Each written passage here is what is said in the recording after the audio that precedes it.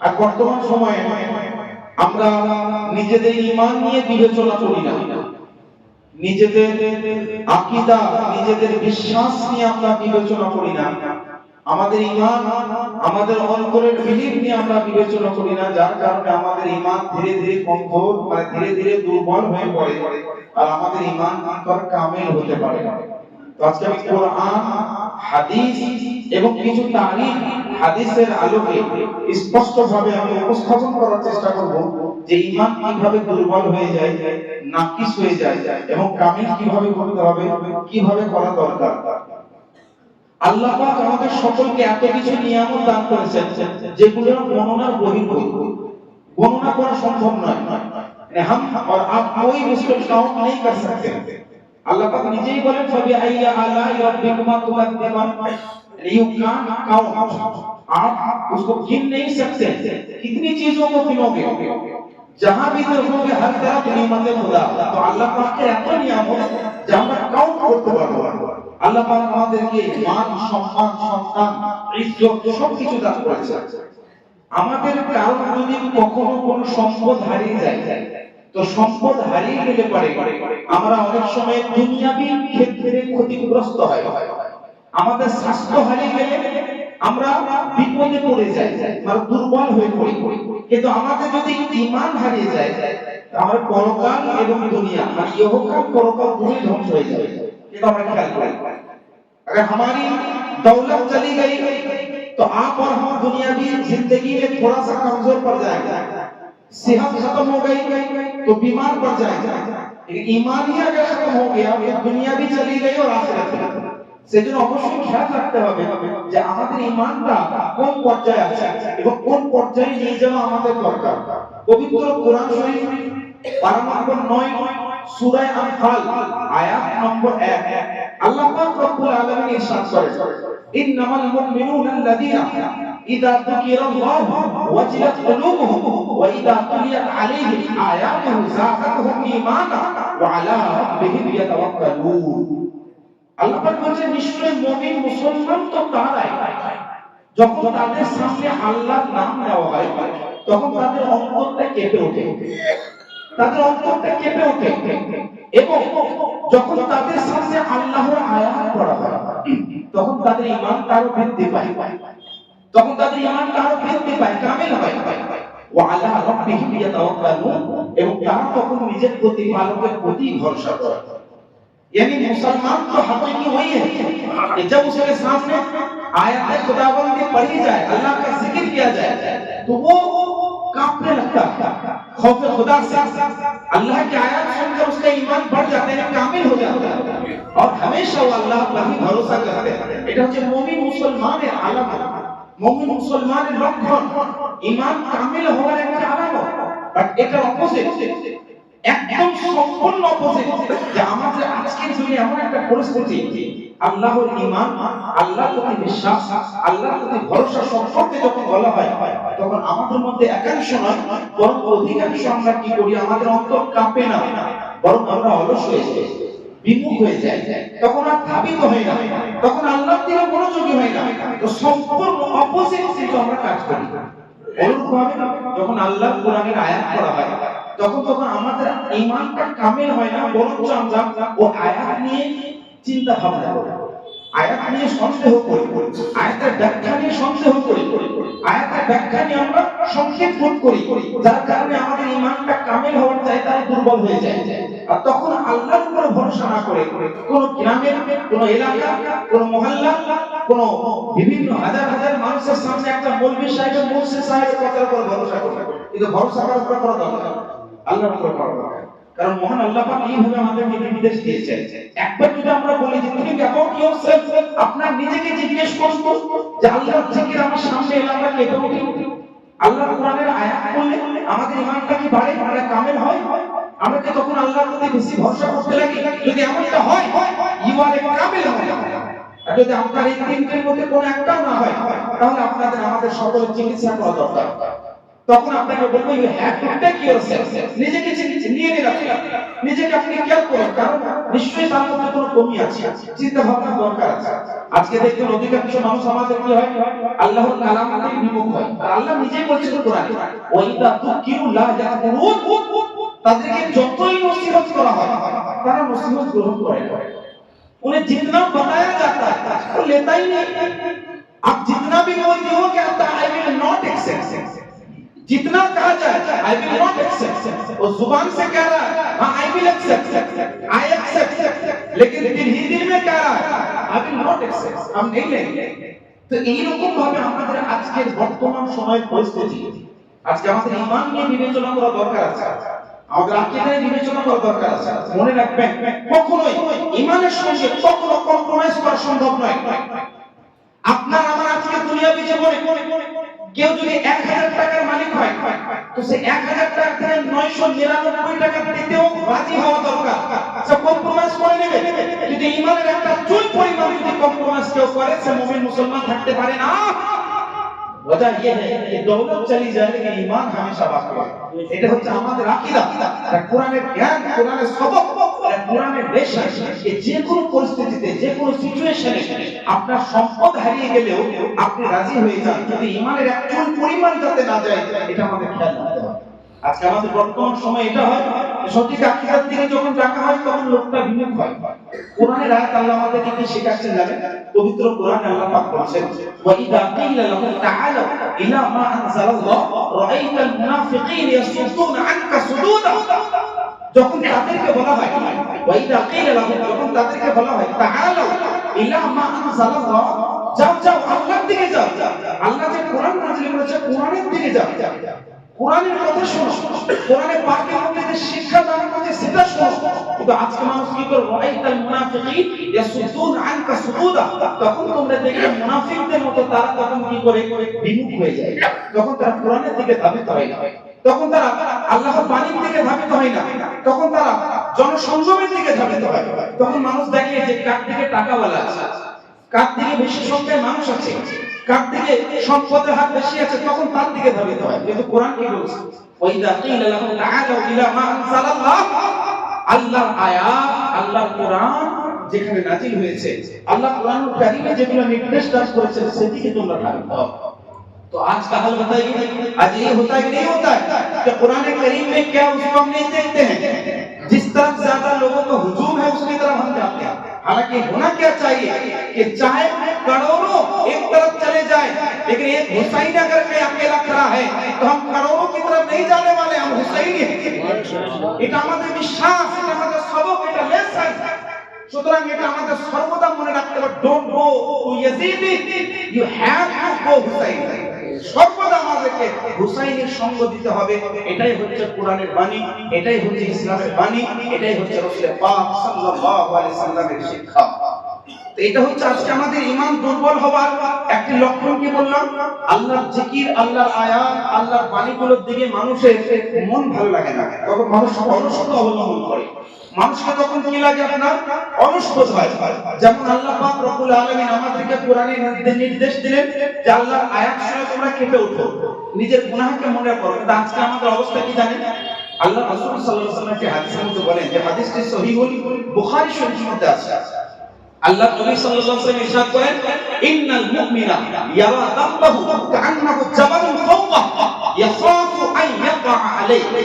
একজন মুমিনের আলামত বলা হচ্ছে, একজন মুসলমানের আলামত বলা হচ্ছে, ইন্নাল মুমিন ইয়ারা দাব্বাহ, নিশ্চয় যারা মুমিন মুসলমান হবে তারা নিজেদের গুনাহগুলোকে দেখবে, নিজেদের গুনাহগুলোকে দেখবে, দেখার পরে কি বলবে? কাআন্নাহু জাবালুন ফাওকা, সে চিন্তা ভাবনা করবে যে একটা গুনাহ করলাম মানে আমার উপরে একটা পাহাড় আছে, আমার উপরে একটা পাহাড় আছে, ইয়াখাফু আন ইয়াকা আলাইহি, হঠাৎ করে পাহাড়টা আমার উপরে পড়ে যেতে পারে। ये इस्लाम का सबक है।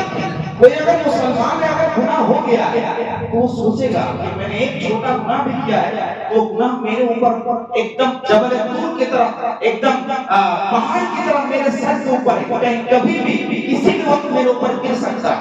মানে একজন মুমিনের ভয় থাকবে যে একটা যদি গুনাহ হয় ওই গুনাহের পরিণাম আমার উপর আল্লাহ নাযিল করতে পারে। ওই পাহাড়টা আমার উপরে পড়ে যেতে পারে, আমি শেষ হয়ে যেতে পারি, আমি ধ্বংস হয়ে যেতে পারি। এটা রাসূল পাকের সবক। यानी इंसान दुनिया में है तो गुनाह हो सकता है, गुनाह से बचना हमारे लिए जरूरी है। लेकिन गुनाह हो गया उससे डरना चाहिए। तो मैंने गुनाह किया है, मेरे ऊपर पहाड़ है, कभी नहीं गिर सकता। এটা হচ্ছে হাদিসের সবক, এটা হাদিসের শিক্ষা। আজকে দেখেন যে মানুষটা সবথেকে বেশি গুনাহ করছে আরো গুনাহ করে, যে মানুষটা সবথেকে বেশি গুনাহ করছে আরো গুনাহ করে, সে গুনাহকে গুনাহই মনে করে না, গুনাহের প্রতি ভয় দূরে থাক, সে গুনাহকে গুনাহই মনে করে, বরং ওটা হালাল মনে করে। আজকে হয় না বলতে আমি দু একটা উদাহরণ দিই। একটা মানুষ সফরে বেরিয়ে গেল, আমি খাবার দিয়ে উদাহরণ দিই। কারণ মানুষের সবথেকে বেশি গুনাহ পেটে হয় এবং লজ্জাস্থানে হয়। তো সবথেকে বেশি গুনাহ পেট এবং লজ্জাস্থান দুইটি অঙ্গ দিয়ে হয়। আমি গুনাহ দিচ্ছি যা উদাহরণ। কেউ বাইরে গেল, বাইরে গিয়ে খাবার খেতে পেয়েছে, সে সবজি ভাত খেতে পারে না, সেই কে বিক্রি করুক, কে জবাই করুক আর কেটে দেবে, মাংস খেতে হবে। আমাকে চিকেন পকোড়া খেতে হবে, এই খেতে সেই খেতে, সে হালাল হলো না হলো না দেখবে যে বাইরে খাই দাও আমাকে, আমার তো পেটটাকে তুমি সবজিও তো খেতে পারবে, মাছও খেতে পারবে, কিন্তু না ওইটাই খাবে, এটা হারাম। কিন্তু গুনাহ হচ্ছে, গুনাহটা ভাবেই না যে গুনাহ। আমি একটা খাবার উদাহরণ দিলাম, এই শুধু খাবার মানে না, অনেক ধরনের উদাহরণ হতে পারে। আজকে মানুষ দেখবেন অনেক সময় আমি শখে চলে গেলাম অমুক জায়গায়, কিন্তু ভাই তুমি গেলে তো কোথায় গেলে ভাবতে হবে না, ওখানে যাওয়াটা জায়েজ কিনা যে ভাবতে হবে না। আজকে দেখা কোনো গান বাজনা বাজছে, আপনাকে ইনভাইট করলো এবং আমি ইনভিটেশন পেয়েছি, আপনি দেখছেন ওখানে গান বাজনা সবকিছু হচ্ছে, ওখানে গেলে আমি যদি কাউকে আমি গুনাহ থেকে না দূরে রাখতে পারি, কমসে কম নিজে গুনাহ থেকে বাঁচতে তো পারবো। কিন্তু কি হচ্ছে না, আমাকে যেতে হবে। কেন? বিয়ের অনুষ্ঠান ইনভিটেশন পেয়েছি, কি যেখানে একটা সুযোগ আছে, আপনি চাইলে নাও যেতে পারেন, হয়তো না গেলে হয়তো আপনি গুনাহ থেকে বেঁচে গেছেন, বাট আমরা কি করি, যেতে হবে। আমরা ভাবি না যে ওখানে গেলে আমার গুনাহ হচ্ছে না নাকি হচ্ছে। তো আমি জাস্ট উদাহরণ দিলাম, এইভাবে আমাদের গুনাহ হয় না, হয় না। অনেক সময় গুনাহটাকে গুনাহই মনে করি না, কিন্তু আল্লাহ রাসূল বলছেন একজন মুমিন মুসলমান এমন হবে যে ব্যক্তির একটা গুনাহ হয়ে গেল, ওই মানুষটা চিন্তা করবে যে এই গুনাহ হলো মানে আমার উপরে পাহাড় দাঁড়িয়ে আছে, চিন্তা করতে হবে। এটা আমাদের রাসূল পাকের সবক, এটা লেসন, এটা নিতে হবে। এরপরে আজকে দেখবেন আমাদের বর্তমান সময়ে আমরা একটা পরিস্থিতি, আমরা নামাজ পড়ি, আমরা ইবাদত করি, আমরা আমল করি, কিন্তু অলসতা অবলম্বন করি। আজকে আমাদের ফজর গায়ে জোহর থেকে নামাজ শুরু হয়, মনে হচ্ছে জোহর থেকে নামাজ পড়ে চলে, তারপরে আবার আসর পর্যন্ত থাকে, মাগরিব পর্যন্ত, এশা থেকে একটু দুর্বল হয়ে পড়ে। কেন? এশা থেকে কেউ দেখতে পাবে, এরকম আমাদের চিন্তা ভাবনা আজকে অনেক মানুষের আছে না নেই গো, আছে না নেই? তো আজকে আমাদের অলসতা ভাবনা থাকবে কেন? তো জানতে হবে আমাদের ঈমানের মধ্যে দুর্বলতা আছে না নেই। আল্লাহ পাক রব্বুল আলামিন ইরশাদ করেন, ওয়া ইযা ক্বামু ইলা সালাতি ক্বামু কুসালা ইউরাউনান নাস ওয়া লা ইয়াযকুরুনা আল্লাহা ইল্লা কালিলা। আল্লাহ পাক বলেন যখন তারা নামাজে দাঁড়ায় অলস ভাবে দাঁড়ায়, তারা কি করে অলস ভাবে দাঁড়ায়, এবং তারা আল্লাহর জিকির করে না, কিন্তু একটু একটু করে। তার মানে যে মানুষটা নামাজ পড়ছে, নামাজ পড়তে গিয়েও তার ঈমানটা কামিল হচ্ছে না। কেন? কারণ সেই লোকটা ভাবছে না যে আমার নামাজটা কামাল পর্যন্ত পৌঁছালো কিনা, संपूर्ण হলো কিনা। यह हमें समझना चाहिए, सोचना चाहिए। जो नमाज नहीं पढ़ता, जो मस्जिद में नहीं आता, वो तो आउट ऑफ लिस्ट है, वो हमारे बयान के काबिल ही नहीं है, वो हमारा बयान से बाहर है। लेकिन जो नमाज पढ़ता है उसे भी सोचना चाहिए कि मैं जो नमाज पढ़ रहा हूँ, मेरी नमाज कहाँ तक सही हो रही है। সুতরাং ভাবতে হবে যে আমাদের নামাজও কিন্তু অলস হলে চলবে না। এইটা আমাদের আজকে শিক্ষা, ঈমান আজকে যাতে দুর্বল না হয় এটা আমাদের ভাবতে হবে। আর আজকে অধিকাংশ মানুষ আমাদের ঈমান কামিল হওয়ার চাইতে দুর্বল হয়ে পড়ছে। সুতরাং ঈমানকে কামিল করতে হবে। আর ঈমান কামিল শুধু আমল দিয়ে হয় না, ঈমান কামিল শুধু আমল দিয়ে হয় না। কারণ রাসূল পাকের জামানায় মসজিদে নববীতে মুনাফিকরা নামাজ পড়েছেন, পড়েনি? পড়েনি? তারা মুনাফিকরা নামাজ পড়েছে মসজিদে নববীতে, আর তারা মসজিদে নববীতে নামাজ পড়তা, তারা বলতো যে সামিআনা সামিআনা লা তাকাব্বালনা, আমি উঠা তো শুনে নিলাম কিন্তু আমি কবুল করব। হ্যাঁ, সামিআনা ওয়া লা তাকাব্বালনা, আমরা শুনে নিলাম কিন্তু মানব না। কে? মসজিদে নববীতে। আজকে আমি আমার মতো অধম গুনাহগার ব্যক্তি, আপনাদের ইমাম, আমাদের পিছনে যারা নামাজ পড়ছে তাদের কথা তো বাদ দিলাম, ইনক্লুডেড মি, আমার কথাও বাদ দিলাম। নবী মুস্তাফার জামানায়, নবী মুস্তাফার ইমামতিতে, নবী মুস্তাফার ইক্তিদাতে নামাজ পড়ছে মুনাফিক, আর সেই মসজিদে নববীতে বলতে সামিআনা ওয়া লা তাকাব্বালনা। আমি হাদিসটা শুনলাম কিন্তু মানব না। হচ্ছে না বলুন? রাসূল পাক তখন রাসূল পাক বলছেন কে উখরুজ মিন মসজিদি ফা ইন্নাকা আনতা মুনাফিক যাও মসজিদ থেকে বেরিয়ে যাও, তুমি মুসলমান, তুমি মুনাফিক। তো বিষয় হচ্ছে এটাই যে আল্লাহ রাসূল সাল্লাল্লাহু আলাইহি ওয়াসাল্লামের জামানাতেও মুনাফিক ছিল না। সুতরাং মুনাফিকের কোনো কমি নেই। আর একটা কথা মাথায় রাখবেন, আমি সর্বদা আপনাদেরকে বলতে চাই, আজকে বর্তমান সময়ে আজকে আমাদের সবথেকে বেশি দুর্বলতা এবং সবথেকে বেশি আমাদের কমজোরি কি জানেন? যে আমরা ঈমানি চোখে, আকীদার চোখে কোনো জিনিস দেখি না, আমরা দুনিয়াবি চোখে দেখি। কোথায় হাজার হাজার কোটি কোটি মানুষ যদি জমায়েত হচ্ছে, আমরা ভাবছি ওটাই সঠিক, কিন্তু একবার কি আমরা ভাবি না বদরের যুদ্ধে কোথায় 313, কোথায় হাজার হাজার কাফের, ওখানে সংখ্যা দেখলে পরে কোন সাহাবী থাকতো? অনুরূপ ভাবে চলে যান কারবালায়, কোথায় 22,000, কোথায় মাত্র 72, ওখানে সংখ্যা দেখলে কোন হুসাইনি থাকতো? তো মনে রাখবেন, আকীদা এবং বিশ্বাসের লড়াই, আমলের লড়াই নয়। কারবালার ময়দানে ইয়াজিদরা আল্লাহু আকবার বলে তারা নামাজ পড়েছে, আযান দিয়েছে, হুসাইনরাও নামাজ পড়েছে, এমন কি ইয়াজিদরা ইমামে হুসাইনের পাকের ইক্তেদাতে নামাজ পড়েছে, যোহর এবং আসরের নামাজ। হযরত হুর বিন ইয়াজিদ তামিমি যখন উনি নিয়ে যান লশকরকে নিয়ে, ইমামে হুসাইনের পাক ইমামতি করেছিলেন যোহরের এবং আসরের, ওইসব ইয়াজিদরা ইমামে হুসাইনের পাকের পেছনে নামাজ পর্যন্ত পড়েছে। তো ওদিকে 22,000 আলাদা, এদিকে মাত্র 72 আলাদা। তো কখনোই কনফিউজ হবেন না, ডোন্ট কনফিউজ। কখনো সন্দেহ করবেন না যে কোথায় বেশি সংখ্যা আছে, কোথায় কম আছে। আরে ভাই, সংখ্যা নিয়ে ঈমান মানে না, শুধু আমল দিয়ে ঈমান হয় না। ঈমান এবং আমল দুটো একসঙ্গে যুক্ত না হওয়া পর্যন্ত কখনো কেউ মুসলমান থাকতে পারে না, কখনো মুসলমান থাকতে পারে না। সেজন্য সর্বদা মাথায় রাখবেন, আগে আকীদা মজবুত করুন, তারপর আমলটা আপনার কার্যকারী হবে। আমি বলছি না যে আমল বাদ দিয়ে দিন, আমল করুন, আমল করতে হবে, আপনার আকীদাকে বিবেচনা করুন যে আপনার আকীদাটা কোথায় আছে, আপনার ঈমানটা কোথায় আছে।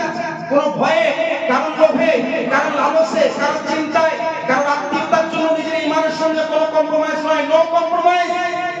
যদি আপনি নিজের ঈমানের কম্প্রোমাইজ করে নেন, আপনি মুসলমান থাকতে পারবেন না।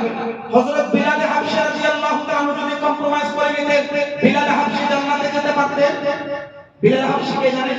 হযরত বিলাল হাবশী রাদিয়াল্লাহু এমন একজন সাহাবী, আল্লাহর নবীর দরবারে একজন আরজ করেন, ইয়া রাসূলুল্লাহ, ইয়া হাবিবাল্লাহ, ইয়া রাসূলুল্লাহ, ইয়া হাবিবাল্লাহ, আমাকে গোলাম রূপে কবুল করুন। আল্লাহ নবী বলছেন, তুমি আমার গোলাম। তখন আল্লাহ রাসূল বলছেন, এই আমার বিলাল, তুমি কি চাও? তুমি আজকে যা চাইবে বিলাল, তোমাকে আমি আজকে তাই দেব। তো বিলাল হাবশী রাদিয়াল্লাহু তাআলা আনহু বলছেন, ইয়া রাসূলুল্লাহ, ইয়া হাবিবাল্লাহ, আমি জান্নাত আগে যেতে চাই। বলছেন, এ বিলাল, তুমি জান্নাত আগে যেতে চাও? তুমি আমার আগে জান্নাতে যাবে। বলছে, ইয়া রাসূলুল্লাহ, কিভাবে সম্ভব? How can I possible? কিভাবে আমি সম্ভব করতে পারবো? এটা সম্ভব কিভাবে হতে পারে? তখন আল্লাহ নবী বলছেন, হে বিলাল, যে সওয়ারিতে আরোহণ করে আমি জান্নাতে যাব, ওই সওয়ারির লাগামটা তুমি ধরে আমাকে জান্নাতে নিয়ে যাও। ये বিলাল হাবশী का ईमान है। কাফের মুশরিকরা বিলাল হাবশীকে গরম বালুর মধ্যে খালি গায়ে, খালি বদনে হাত পা বেঁধে দিয়ে গরম বালুতে, মরুভূমিতে 50 ডিগ্রি 55 ডিগ্রি সেলসিয়াস গরম মরুভূমির বালুর উপরে খালি বদনে ওনাকে রেখে দিয়ে ওনাকে চাপ মারা হচ্ছে, আর বলা হচ্ছে, বলো যে তুমি আল্লাহকে এক মানো না। বিলাল হাবশীকে বলা হচ্ছে, মুহাম্মদকে ছেড়ে দাও। হযরত বিলাল হাবশী বলছেন, আহাদ আহাদ আহাদ, আল্লাহ এক, আল্লাহ এক, আল্লাহ এক, আল্লাহ এক। আমি মুহাম্মদ সাল্লাল্লাহু আলাইহি ওয়াসাল্লামকে রাসূল মানি, রাসূল জানি। ওখানে কোনো ঈমানের কম্প্রোমাইজ নেই, কোনো আকীদার কম্প্রোমাইজ নেই। যে ওখানে বড় বড় কাফের মুশরিকদের মালিক লক্ষ লক্ষ কোটি কোটি দিরহাম দিনার দিয়ে দেবে, এই রকম কোনো লোভ লালসা ছিল না। ঈমানের কোনো কম্প্রোমাইজ নেই। তার কারণ হচ্ছে একটাই, আমল তো পরে হবে, আগে ঈমানটা মজবুত করো। এটা হচ্ছে বিলাল হাবশী রাদিয়াল্লাহু তাআলা আনহুর শিক্ষা। তো বিলাল হাবশী রাদিয়াল্লাহু এমনি এত বড় সাহাবী হয়ে যাননি, এমনি জান্নাতের মধ্যে আগে যাওয়ার মতো এই নিয়ামত উনি পাচ্ছেন। এই রকম ওনারা কি করেছেন? ওনারা এই রকম বলিদান দিয়েছেন। হযরত বিলাল হাবশী রাদিয়াল্লাহু আনহু। আজকে দেখবেন আমাদের মধ্যে অধিকাংশ মানুষ, আমি কাউকে টার্গেট করে কথা বলতে চাই না, আজকে দেখবেন যদি আমাদের সহিহ আকীদা, সুন্নি সহিহ আকীদার মুসলমান ব্যক্তিরা যারা হয়তো ঈমান মজবুত করার জন্য সর্বদা প্রচেষ্টা করে, এই রকম ব্যক্তিদের লোভ লালসার শখে আমি এমন কোন জায়গায় চলে গেছি, হুজুর না না না, আমি এরকম বলতে বিশ্বাস করে শখে গেছি, আমাকে দেখতে ভালো লাগে, নাম শুনছি ভাইরাল, মোবাইলে বিরাট ব্যাপার, তাই আমি দেখতে গেলাম।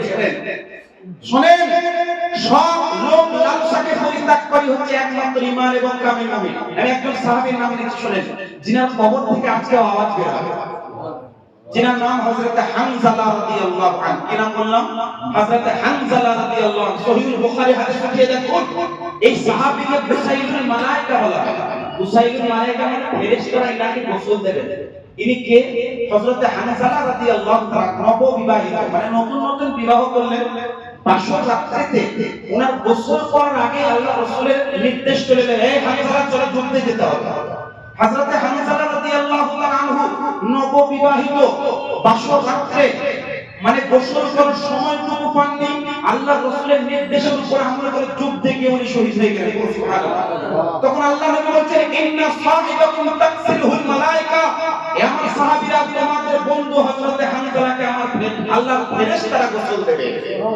তো হযরত হানজালা সুখ, লালসা, লোভ এই সব কিছুকে পরিত্যাগ করে একমাত্র রাসূলের পাকের ডাকে আওয়াজ দিয়ে যুদ্ধে শামিল হয়েছে। এই হচ্ছে রাসূলের পাকের সাহাবীদের শিক্ষা।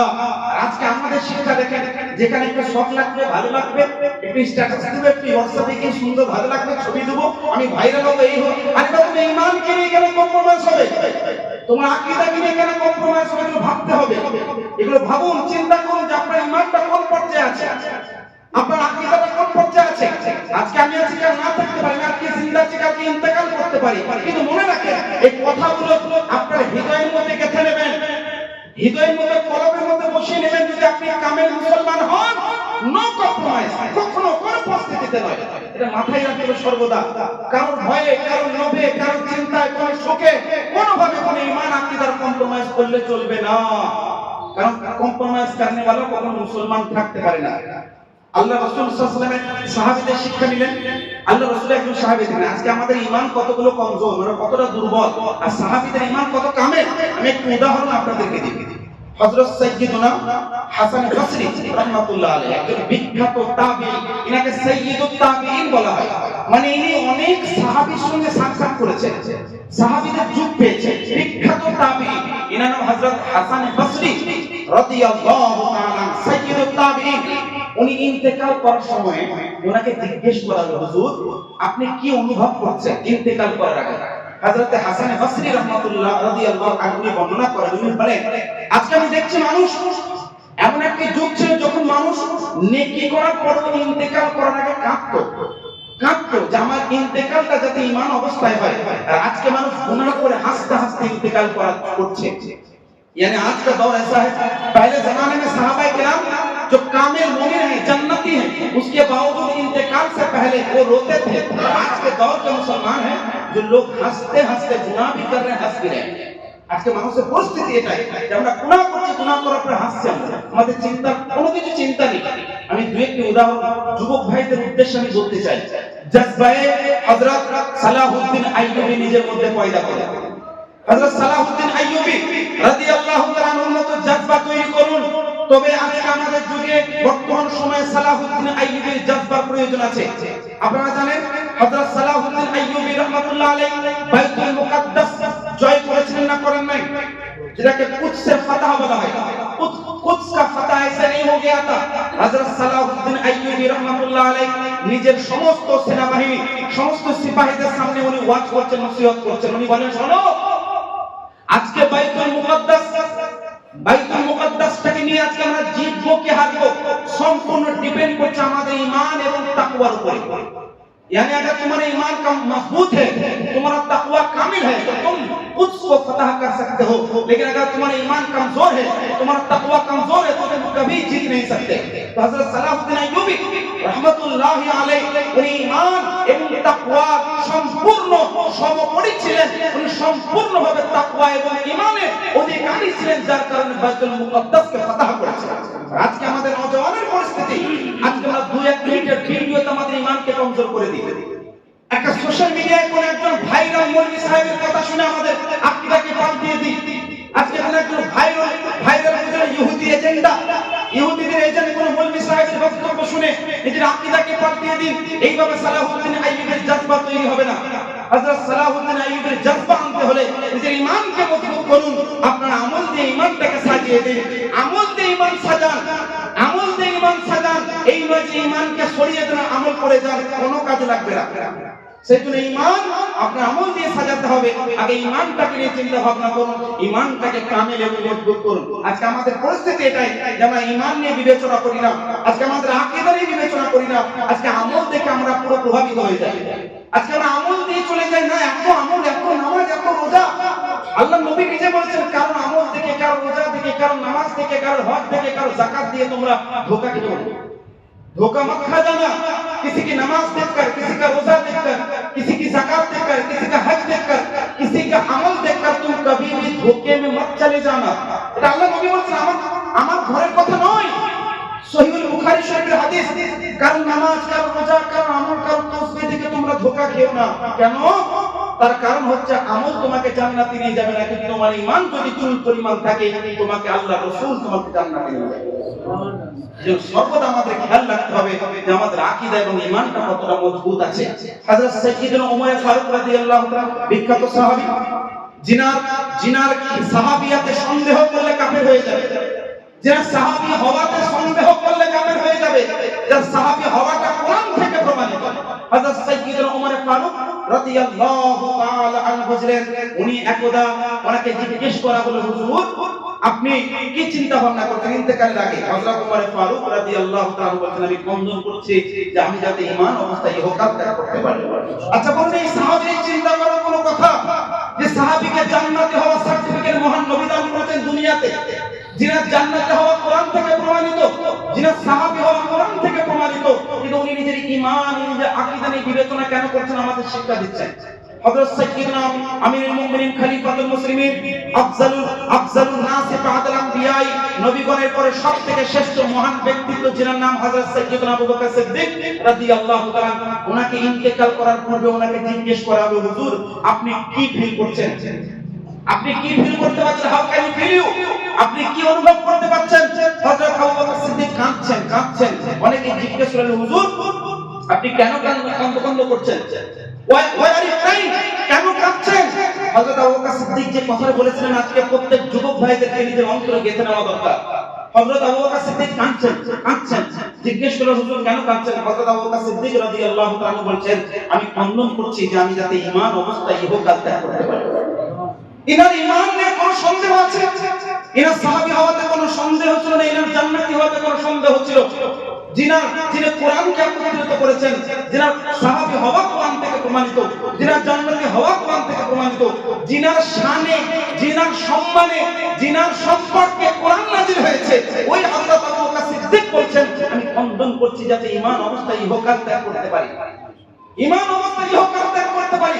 উনি বলছেন না যাতে নামাজের আগে আমি যাতে ইন্তেকালের আগে নামাজ পড়তে পারি, ইন্তেকালের আগে রোজা রাখতে পারি।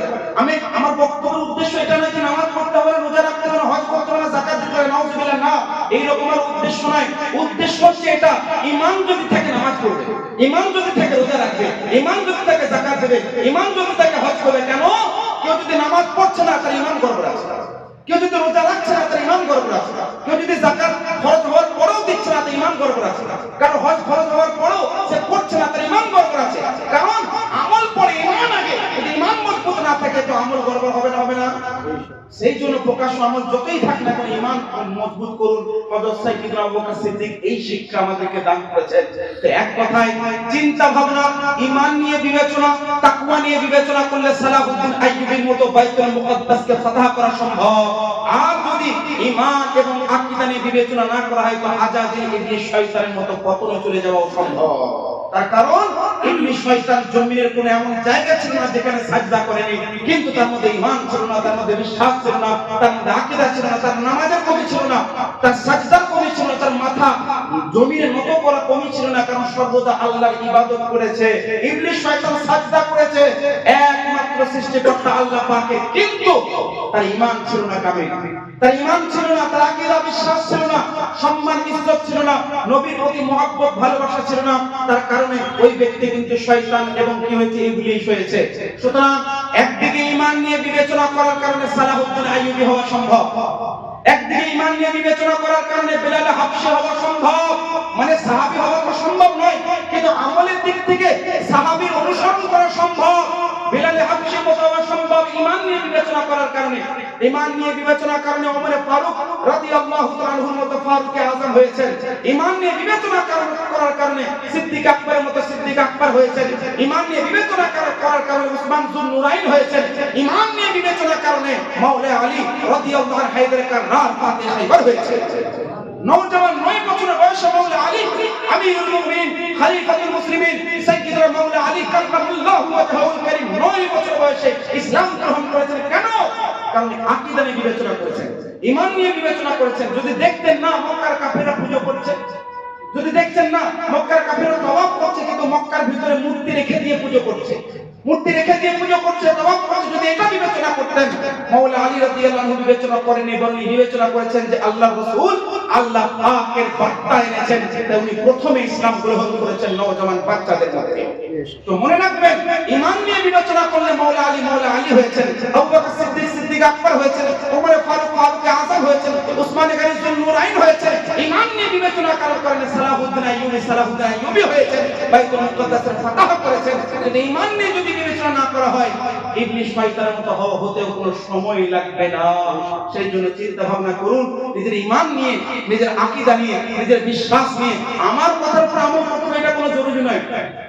আমি আপনাকে বলছি বলে আমার কথার উপর আমল করতে এটা কোনো জরুরি নয়, কারণ আমি আপনাদের ইমাম সাহেব, কাউকে কথা ভালো লাগতে পারে, কাউকে খারাপ লাগতে পারে, এটা তো কোনো আই ডোন্ট কেয়ার। কারণ আল্লাহ নবীর কথা শুনে তায়েফের নওজওয়ানরা প্রভাবিত হয়নি, কারণ শয়তান এত ভাবে তাদের উপরে বোঝা চাপিয়ে দিয়েছে যে মহান নবীর মহান কালাম শোনার পরও নওজওয়ান তায়েফের নওজওয়ানরা পাথর বর্ষণ করেছে, রক্তাক্ত করেছে। So I don't care. সুতরাং হাজার হাজার মুসল্লির মধ্যে একজনের অন্তর যদি আমার কোরআনের আয়াত পড়া, আমার হাদিস পড়া, আমার বার্তা দেওয়া যদি ছুঁয়ে যায়, আমার বক্তব্য সাকসেস হয়ে যাবে।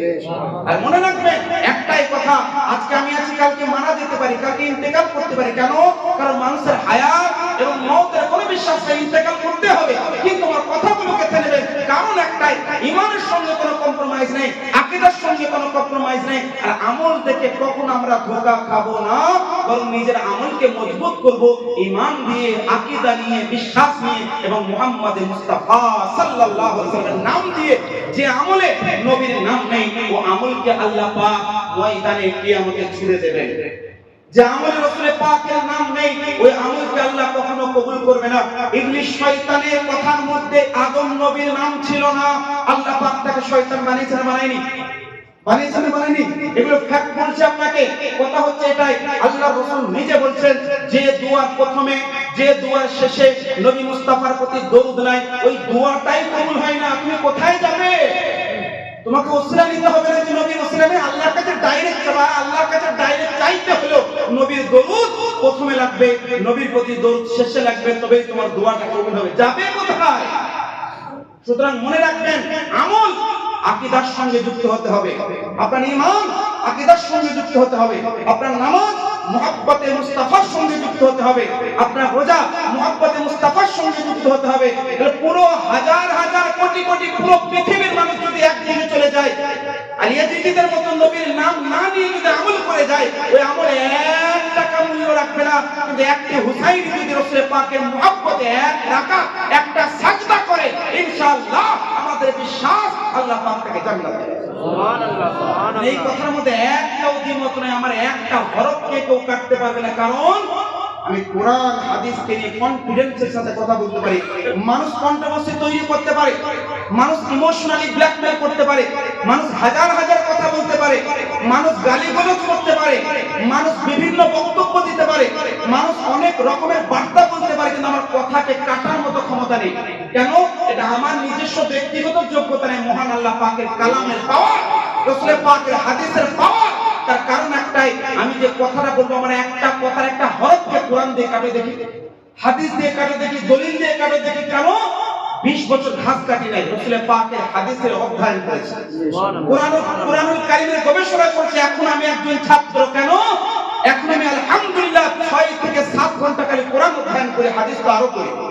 সেই জন্য মাথায় রাখবেন, একটা কথা, আমার কথা আপনাকে আমল করতে হবে, এটা আমি করবেন এটা আমি বলছি না, আপনার ব্যক্তিগত ব্যাপার, আপনি আমল করুন চাই না করুন। কিন্তু হাজার হাজার মানুষ সবার কথা শুনুন, কিন্তু নিজেকে একবার চিন্তা ভাবনা করুন। ঠিক অ্যাবাউট ইয়োরসেলফ, নিজেকে ভাবুন, নিজেকে চিন্তা ভাবনা করুন যে আমলটাকে দেখবেন না, আকীদা বিশ্বাস ঈমানকে দেখবেন। সুতরাং ঈমান আকীদার সঙ্গে আমল করবেন, তবেই আপনার আমলটা কিন্তু কবুলযোগ্য হবে।